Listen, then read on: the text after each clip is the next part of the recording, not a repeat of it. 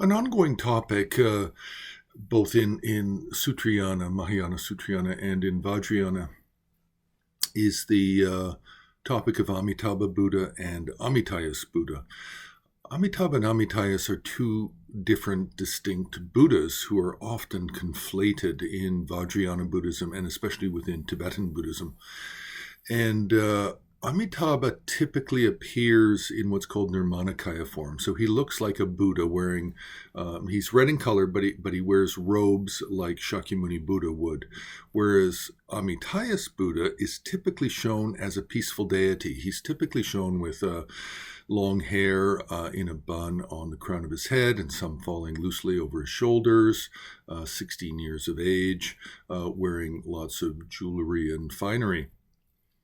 So we have these two. We have Amitabha and Amitayus. Now, with Amitayus, in Vajrayana Buddhism, because both Amitayus and Amitabha are coming out of the Sutra tradition, actually, but they are both represented in Vajrayana Buddhism as well. And Amitayus can also be found in this peaceful appearance, one face, two arms, red in color, but embracing a consort. And the consort is usually a similar red in color, or maybe a slightly pinkish or coral color, just to contrast the color of Amitayus's body. That's all. It's an artistic contrast issue when it comes to painting. Now, in terms of how do we identify Amitayus with consort, there aren't very many others that can be confused with it because he is peaceful. But we do have the ongoing situation of the conflation between Amitabha with consort and Amitayus with consort. But actually, within the last 1,000 years, we really only have two main types of traditions for Amitayus with consort. And the first is the Siddha Rajnyi. The Siddha Rajnyi is a female figure from India, roughly in the 11th century. And she taught her student Tipu Pandita, who is said to be a kind of reincarnation or a continuation of Marpa's son, Dharmadode.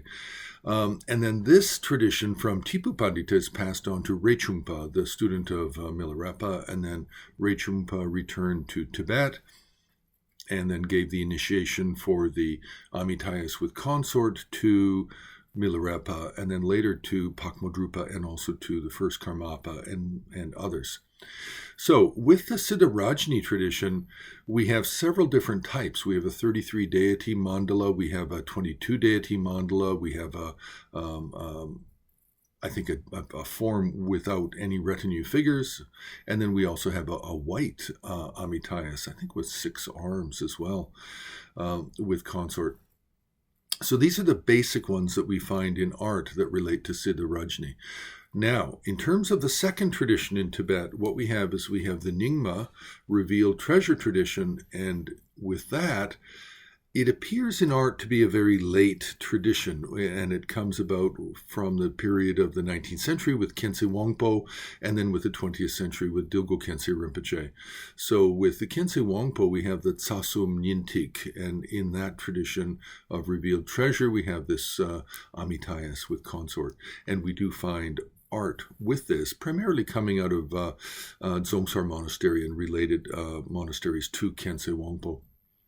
So this basically is it for the Amitayus with consort two traditions. The early tradition of Siddha Rajni, going to Tipu Pandita, Rechungpa, and then coming down primarily through the Kagyu traditions, the early Kagyu. And then we have the very late revealed treasure traditions. And in terms of art, we only really have Khyentse Wangpo and Dilgo Khyentse. So that is it for Amitayus with consort, but we do have some nice examples of painting. It's harder to find and recognize examples in sculpture, but in painting we do have some quite good examples, generally in an Eastern Tibetan painting style, either Palpung or Kamtree style. So we'll leave it there. You can press like, you can subscribe, you can join HAR on Patreon. You can also make a donation on the homepage of Himalayan Art Resources.